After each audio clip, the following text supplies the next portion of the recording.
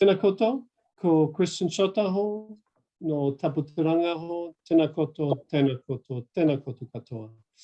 It's my pleasure to be here today to talk to you about the amazing sustainable development goals that affect us all in one way or another.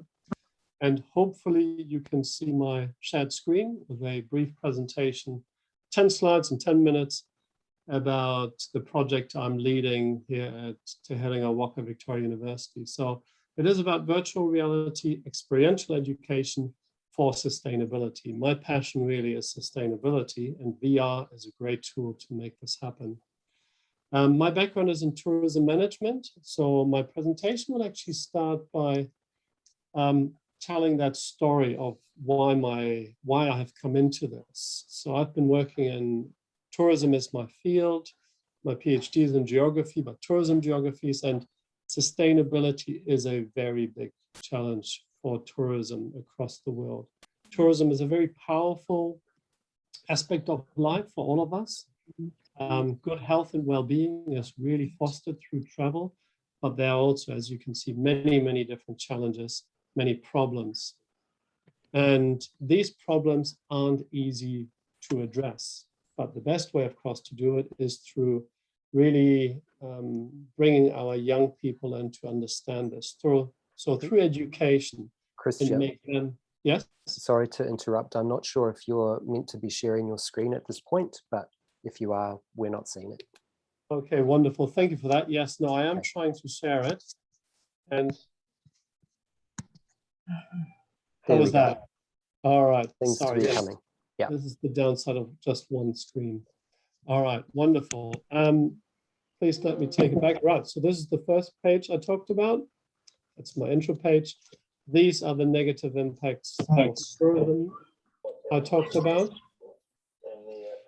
And really for a long time, our solution has been to make learning both meaningful and deep by immersing students in the experience. So this has been practiced for over 100 years. We have been doing field trips to make these things real and for students to really feel this. These are things that affect communities. They affect everything around us. So the evidence and the pedagogical evidence for this is well established. It goes back to John Dewey, turn of the century, last century. And the first benefit is that experiential learning increases engagement. That's our first barrier. If we can't draw students in, we have pretty much lost them to the whole knowledge field that comes after it. It enhances also subject knowledge by really embedding and helping the students reflect on the experience. And ultimately, it leads to lifelong learning, which for educators, I think, should be one of our ultimate goals. The situated part really comes in terms of positioning the experience, the learning experience in the real world, rather than trying to do abstract overviews and case studies in the classroom. So you'll probably all agree that if I'm trying to help our students understand both the wonderful and exciting place of Machu Picchu in Peru, but also help them understand the challenges that the communities are facing, a real field trip to Machu Picchu would be the best thing to do. Get them involved, highlight the solutions as well as the challenges, and really flesh out the SDGs in the context of a community like this that lives with something like 20,000 tourists a day in a small community. But of course, this is not feasible in 2021. The reasons being COVID make it not feasible, which means a whole generation of students might lose out on these experiences. And also, even once we go back to a sense of normality, we shouldn't be traveling in the way that we used to. Climate change is a very real concern.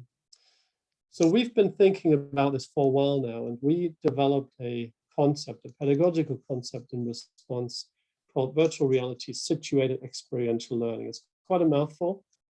You can see the link down here if you want to click through to it to have a look at it.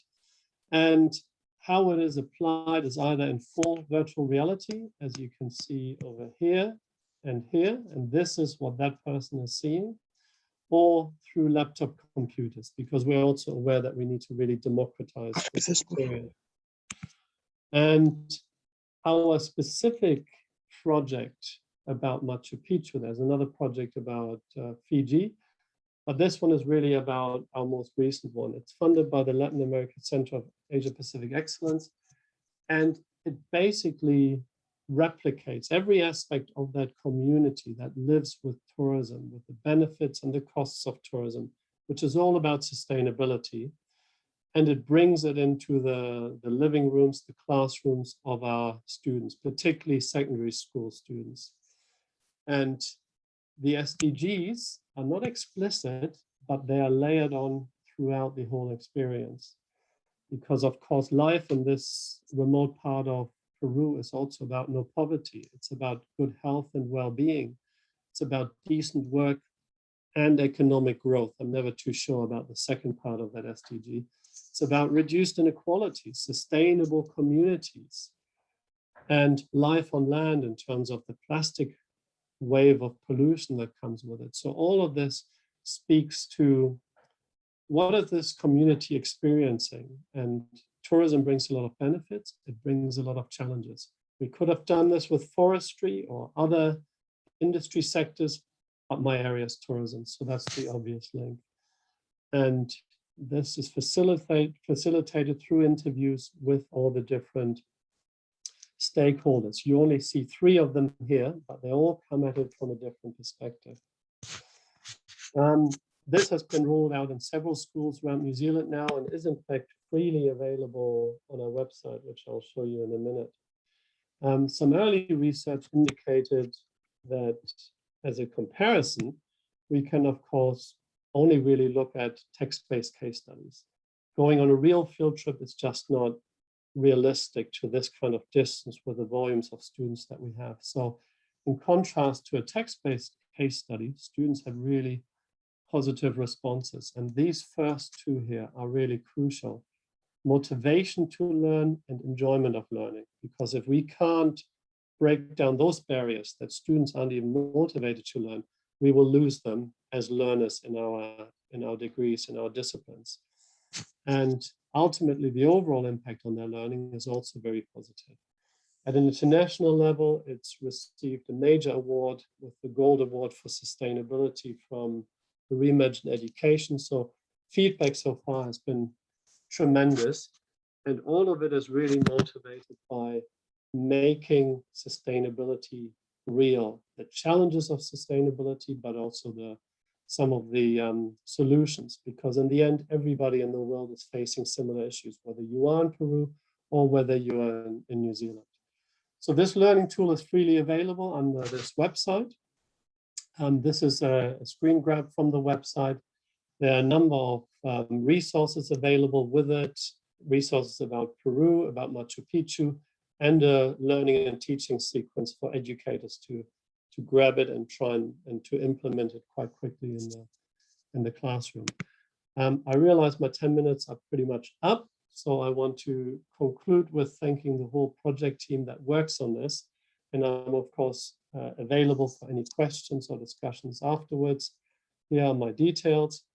And as is part of a good closing of the loop exercise, below is the community leadership of Machu Picchu, who are experiencing their own community through virtual reality, when I had an opportunity to take it back to them to show how we are projecting and portraying the community over here in Aotearoa, New Zealand.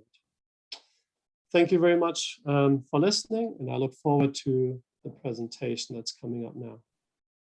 Thank you.